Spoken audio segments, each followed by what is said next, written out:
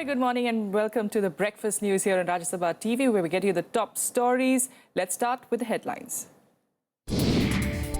Prime Minister Modi says India's development agenda mirrors goals set by the UN for sustainable growth. In his address at the World Body, he calls for a need for climate justice while achieving these goals.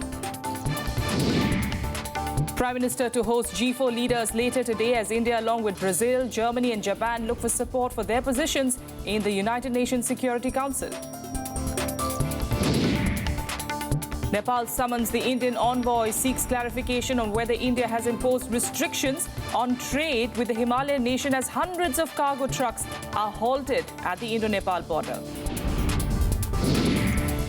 Blame game over the Hajj tragedy begins. Iran leads the way in accusing Saudi Arabia over mismanagement that left 131 of its nationals dead in the stampede.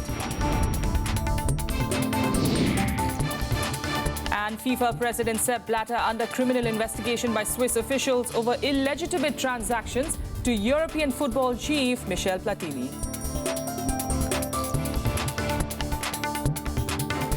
Our top focus is Prime Minister Narendra Modi's address at the United Nations. Speaking on the Sustainable Development Goals adopted by the World Body, Prime Minister Modi called for climate justice and asked developed nations to do their bit by assisting developing countries to achieve that goal.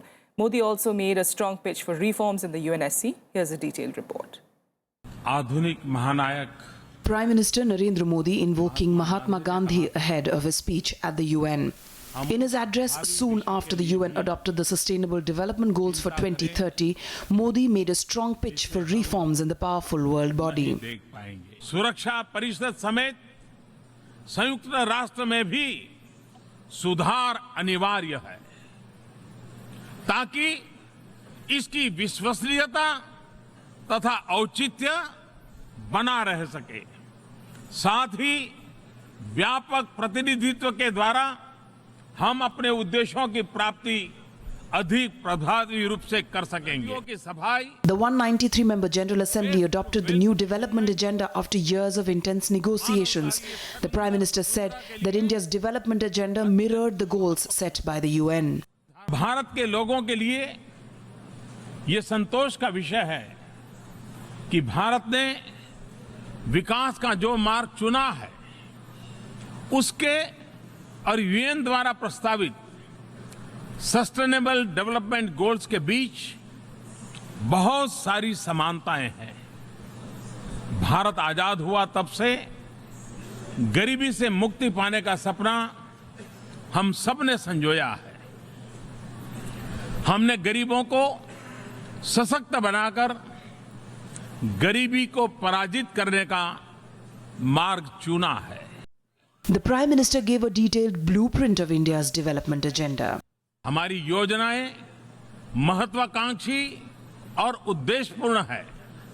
जैसे अगले 7 वर्षों में 175 gigawatt renewable energy की क्षमता का विकास, energy efficiency पर बल, बहुत बड़ी मात्रा में वृक्षारोपण का कार्यक्रम, कोयले पर विशेष टैक्स, परिवहन व्यवस्था में सुधार, शहरों और नदियों की सफाई, वेस्ट टू वेल्थ की मूवमेंट, मानवता के छठे हिस्से का सस्टेनेबल डेवलपमेंट समस्त विश्व के लिए तथा हमारी इस सुंदर वसुंधरा के लिए अत्यंत महत्वपूर्ण है।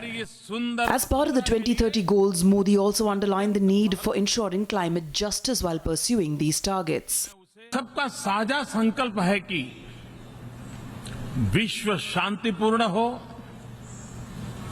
व्यवस्था न्यायपूर्ण हो और विकास सस्टेनेबल हो, तो गरीबी के रहते यह कभी भी संभव नहीं होगा।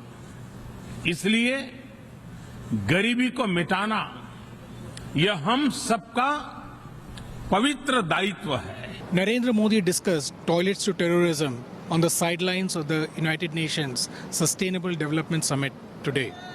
He also reiterated India's commitment on peacekeeping operations, but said that developed nations need to do more on that front.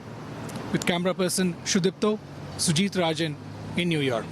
The Prime Minister underlined the need for developed nations to lead the way in achieving these targets. मैं आशा करता हूं कि विकसित देश development और climate change के लिए अपनी वित्तीय प्रतिबद्धताओं को पूरा करेंगे. The Prime Minister said that there was a need to look beyond the private and public sectors to be able to achieve sustainable development goals. Modi highlighted India's focus on what he calls was the personal sector involving individual enterprise, innovation, microfinance and new startups to realize the targets. Uplifting 1.3 billion people out of poverty, which translates to almost 14% of the people living under rupees 90 a day, is to provide education and jobs. However, the good intention may not be easily achieved because of the lack of resources and vague tools to implement it. With camera person Shudipto, Sujit Rajan in New York. All right, for more on this story, we've got Lalit K. Jha, who's the chief U.S. correspondent of the PTI, joining us, in fact, from New York. Lalit, in fact, if you could give us an idea, what were the takeaways from today's Sustainable Development and Climate Summit and also Modi's speech? Today, the Prime Minister gave a very important and significant statement on sustainable development and climate change. In fact, he coined a new term called climate justice, which in a very polite way means that the West can no longer bully countries like India when it comes to climate change. And he tried to explain it in a very positive way, saying that it cannot be looked in a negative way. You cannot pressurize countries like India or other developing world, underdeveloped countries for a fault. It's none of their fault. It's basically the developmental agenda, flawed developmental agenda of the developing country or developed world that has been responsible for the position we are in today. Yeah, in fact, Lalit, if you could continue staying with us, there's a lot more that's happening, of course, in the US, and Prime Minister Narendra Modi has, of course, kicked off a series of bilateral engagements on the sidelines of the United Nations General Assembly on Thursday by holding a meeting holding a series of bilateral meetings, in fact, with several leaders on Thursday.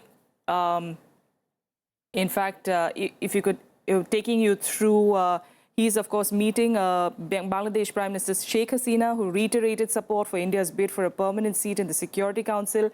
Modi's bilateral engagements this year have in fact added significance in the light of the determined push by India and the other G4 countries to also take forward that September 14 consensus on text-based negotiations for reform towards the resolution of a General Assembly, perhaps as early as next year.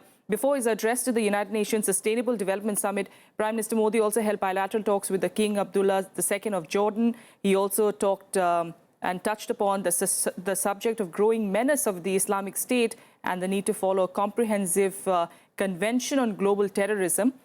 King Abdullah, of course, assured Modi about Jordan's support regarding the permanent seat for India in the UNSC. Modi also meeting heads of the state of Sri Lanka, Bhutan, Cyprus and Sweden to discuss bilateral and multilateral issues on the sidelines of the UNGA in New York.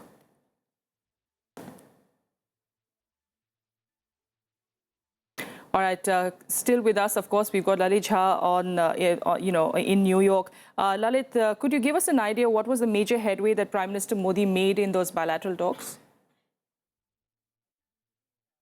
Mr. had a lot of bilaterals which can be broadly divided into three basic categories.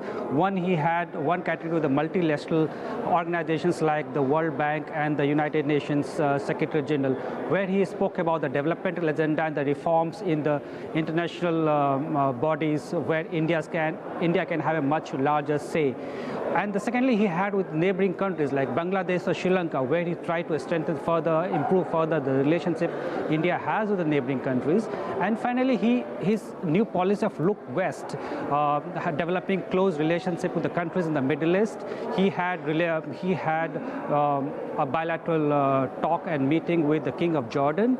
And for the first time, he also met the President of Egypt, where they discussed not only about the regional situation, but also the threat being posed by ISIS in the region.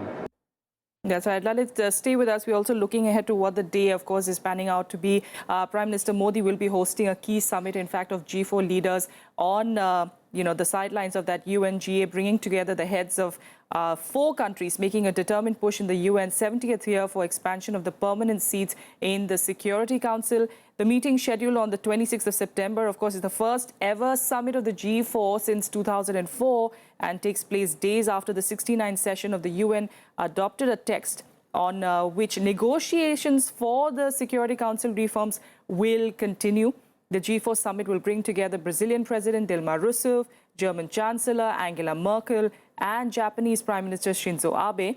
Their discussions are expected to focus on winning broad-based support for their position, which is an expansion of the permanent and non-permanent membership of the Security Council. Lalit Jha, of course, of the PTI, still with us in New York, and we'll try and...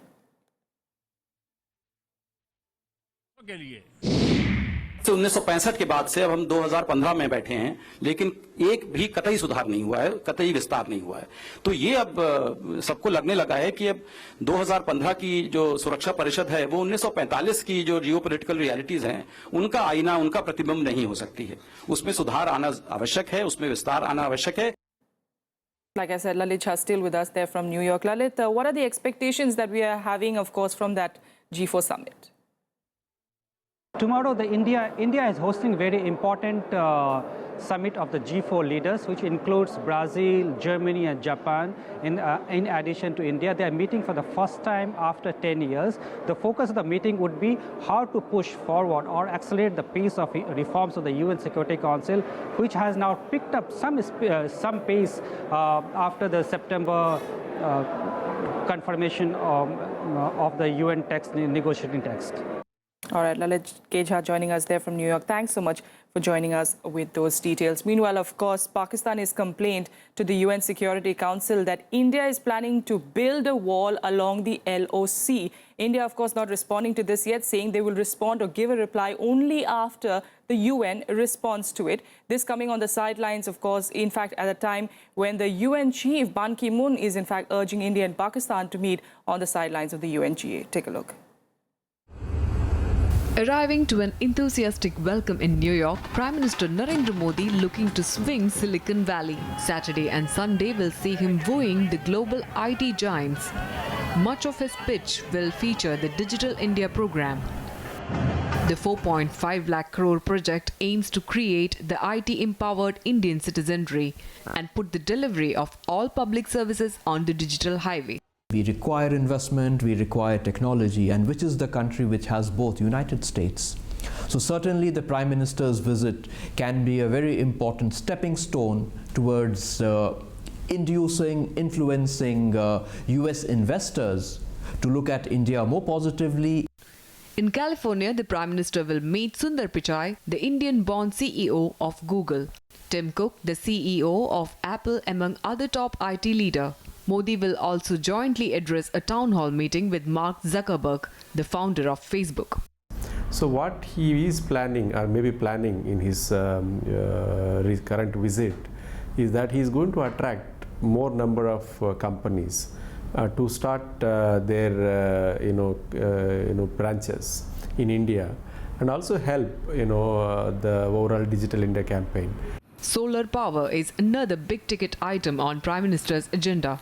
He will target a capacity addition of 100 gigawatt in 7 years.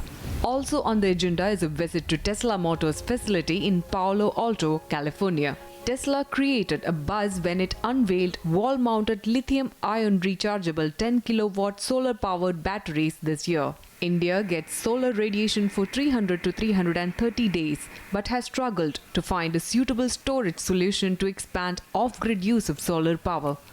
Krishnanand Tripaঠি's report for Rajya Sabha TV.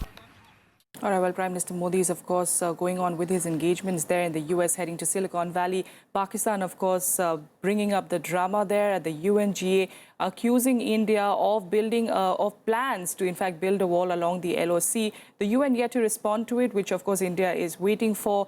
And this even as a time when the UN chief is telling India and Pakistan to meet on the sidelines of the UNGA.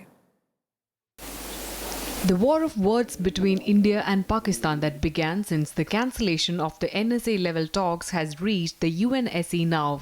After sparring over ceasefire violations and decisions to call off talks, Pakistan has filed a written complaint in UN Security Council against India for allegedly planning to build a wall along the LOC. In a letter written by Pak envoy to UN, Islamabad raised concerns that these structures are meant to convert into sort of an international border. According to the MEA, Pakistan's complaint is based on submission by Hizbul chief Saeed Salahuddin. India said that it will respond appropriately when time comes. There have been another letter written by Pakistan that accused India of stalling bilateral talks. India has dismissed it as a false allegation. We have been aware of the two letters that have been written. The first letter was written on the 4th of September. And the letter dated the 4th of September stated that there was no bilateral dialogue. Well, after that, the BSF and the Pak Rangers have already met. So I think that letter itself has contradicted itself, that there is no dialogue. There has been a dialogue. As far as the second letter is concerned, I believe this is based on some kind of a submission made by Mr. Salahuddin, who, as you know very well, is a person that we consider to be a global terrorist. So at the appropriate time, we will respond to this. According to reports, Pakistani Prime Minister Nawaz Sharif is likely to raise Kashmir issue at the UN General Assembly. However, India is not too worried about it. See, the first thing is, has any action been taken by the UN on these letters? I think that's the first question. If there is action taken by the UN, we will respond appropriately. If there is no action taken by the UN, then this itself tells you that nobody has taken cognizance of that. The UN chief Ban Ki-moon has urged the two countries to sort out differences through dialogue. He said that the 70th UN General Assembly provides the right platform for the Indian and Pakistani leadership to meet. However, there are no meetings scheduled between PM Modi and his Pak counterpart Sharif during the course of the session. Bureau Report, Rajya Sabha TV. With a quick break here, but still ahead, there's strains in the Indo-Nepal ties as envoy is summoned in Nepal for clarification on the goods trucks being stopped at the border.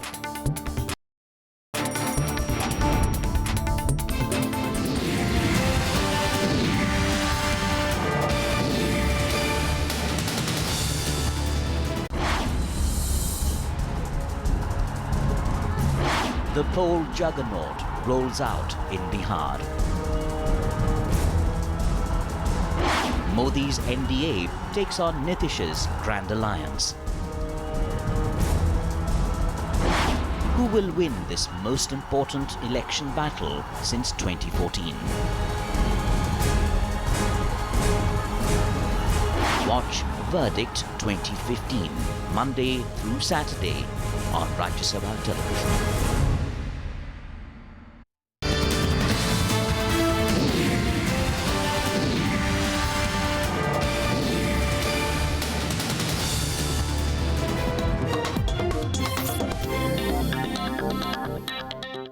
Yes, talking of the Bihar poll preparedness, campaigning, of course, hitting a crescendo with the Chief Minister Nitish Kumar now accelerating his attack on the centre, blaming them, in fact, of pruning certain schemes, and the state is being deprived of its due, a charge, in fact, that has not gone down well with the BJP. And we, in fact, had the Union Minister, Ravi Shankar Prasad, giving a point-by-point rebuttal to Nitish's claims. Take a look.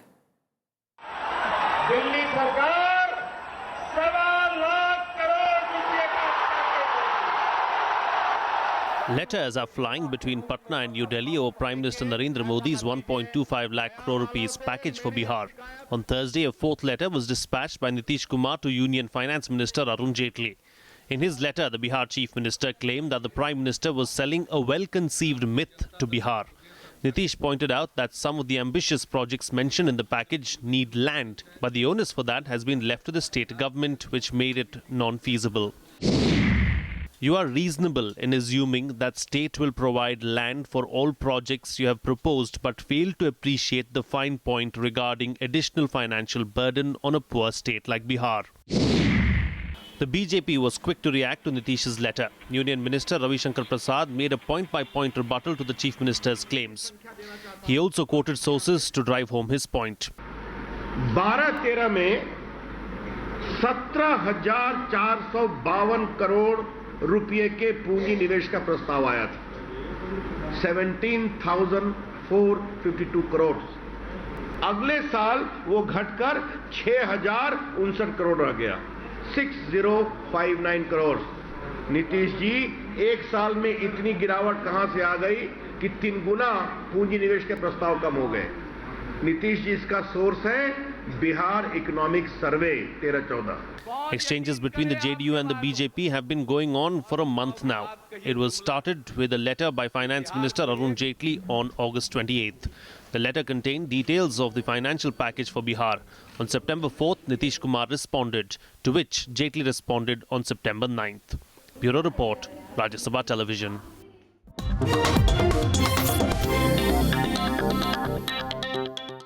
Now, there have been strains in the Indo-Nepal ties over the issue of obstruction in the supply of essential items from India. Indian envoy Ranjit Rai was called in by the acting Nepalese Foreign Minister Khagaraj Adhikari after hundreds of protesters blocked the key trade checkpoint on the border. Nepal is seeking clarification from India on whether it has imposed any sort of restriction on trade with the Himalayan nation.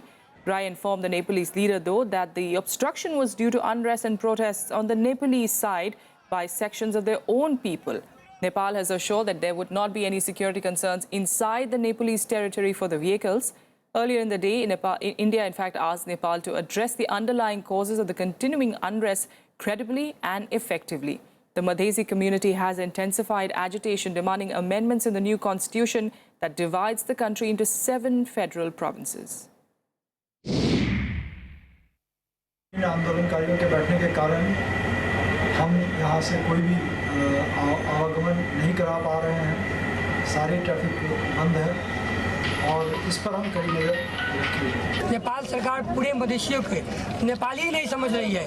Nepali समझती तो हम लोग 41 दिन से कम हम लोग को 45 आदमी मर चुका है और नेपाल सरकार हम लोग आवाज़ सुनने के तैयार नहीं है।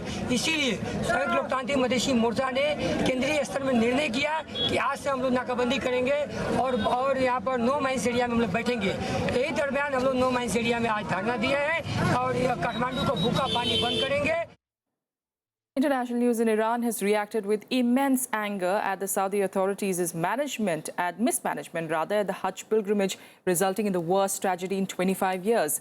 With 131 of its nationals reported dead, Iran has called on other Islamic countries to lodge protests with the Saudis. A day after the worst tragedy struck the Hajj pilgrimage, there's growing dissent against the Saudi authorities. Iran has led the criticism of the Saudis, saying their mismanagement and improper actions caused the catastrophe. Iran's supreme leader Ayatollah Ali Khamenei accused the Saudis of incompetence and urged them to take responsibility for the deaths.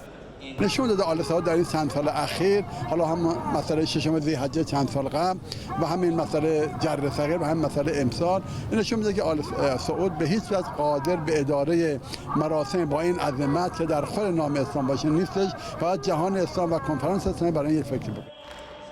Of the 717, Iran has reported the greatest number of deaths among foreign nationals, 131 people.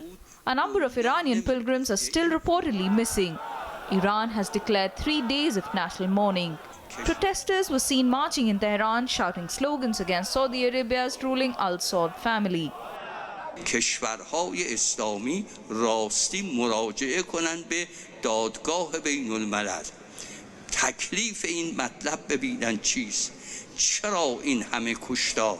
چرا این همه قتل ها و این همه جراحت ها و این همه گرفتاری و جنبازی الان به وجود آمده؟ این رو مطالبه کنن از عربستان. Nigeria too echoed the sentiment, dismissing remarks by Saudis blaming pilgrims for not following instructions. Saudi Arabia's Crown Prince Mohammed bin Naif, who chairs the Hajj committee, has begun an immediate inquiry into the tragedy and has promised fast results. The number of pilgrims was visibly lower on Friday. Bureau Report, Rajya Sabha TV. And now let's get you some more international news updates in World Wrap. Ukraine has decided to ban Russian airlines from flying into the country as part of sanctions over Moscow's support for rebels in the east. The measures will take effect from the 25th of October. Russian transit flights will also be banned if the planes carry military personnel or dual-use goods. Moscow promised firm response, describing the move as an act of madness. Thailand police have confirmed that the bomber of the Erawan shrine is in their custody. Police say that the man named as Adam Karadag was the figure in a yellow shirt seen on the CCTV footage leaving a bag at the shrine. The motive for the bombing, which killed 20 people, remains unclear. The US and China have agreed to new steps to address issues related to cybercrime. US President Barack Obama and Chinese President Xi Jinping at a joint news conference at the White House agreed that neither country would engage in cyber-economic espionage. The deal covers the theft of trade secrets but not national security information. Obama said that any escalation in China's alleged cybercrimes against the US would prompt sanctions. Meanwhile, the US's House Speaker John Boehner will be resigning from the speakership and give up his seat at the end of October. Fighting back tears, the 65-year-old said that at a news conference that turmoil over his leadership would do lasting damage to the House. Boehner has repeatedly been challenged by the conservative wing of his party ever since he took the job in 2011. And our top focus from the world of sports. And for the first time, Swiss authorities investigating corruption in the World Football governing body FIFA have pointed the finger at its top boss, Sepp Blatter. The Swiss Investigation Authority is investigating Blatter on suspicion of criminal mismanagement. The authorities suspect him of signing a contract that was unfavorable to FIFA and making a disloyal payment to European football chief Michel Platini. Here are the details. Soon after FIFA's executive committee meet in Zurich ended, Swiss prosecutors interrogated its top boss, Sepp Blatter. The prosecutors opened a criminal investigation into Sepp Blatter on suspicion of criminal mismanagement and misappropriation. This is the first time that authorities investigating corruption in the world's most popular sport pointed the finger directly at Blatter, who has run the powerful governing body for the past 17 years. Let me assure you that we are well aware of the public's interest in this investigation and have clearly prioritized based on the interests at stake. In a statement, Office of the Swiss Attorney General said the office of the FIFA president has been searched and the data has been seized. The statement further added that Blatter was suspected of a disloyal payment of 2 million Swiss francs to European football chief Michel Platini at the expense of FIFA in 2011, which he allegedly made for work performed between January 1999 and June 2002. In May this year, US and Swiss authorities announced that they were investigating corruption at the highest levels of the world's most popular sport that also includes the awarding of the 2018 and 2022 World Cups to Russia and Qatar. Bureau Report, Rajya Sabha TV. And now time for some more sports news in Sports Beat. Sania Mirza and Martina Hingis are aiming for another title after reaching the women's doubles final of the Guangzhou Open. The top seeds took just an hour and 12 minutes to beat the Israeli-Swedish combination of Julia Glushko and Rebecca Peterson 6-3, 6-4. The pair recently clinched their second Grand Slam title by winning the US Open this month. FIFA's executive committee confirmed that 2022 World Cup will be hosted in Qatar in November. The 28-day tournament will start on the 21st of November and finish on the 18th of December. The tournament was earlier scheduled for June-July but has been moved due to concerns of the heat in the summer. In tennis, world number 3 Maria Sharapova will spearhead Russia in the Fed Cup final against the Czech Republic in Prague. The two nations have met 5 times in the Fed Cup before, but 3 of those meetings were between Czechoslovakia and the Soviet Union. The defending Fed Cup champions Czech lead their head-to-head record with Russia 3-2, including a victory in the most recent encounter in the 2011 final in Moscow. And that's all we have for you on the Breakfast News. Thanks so much for joining us.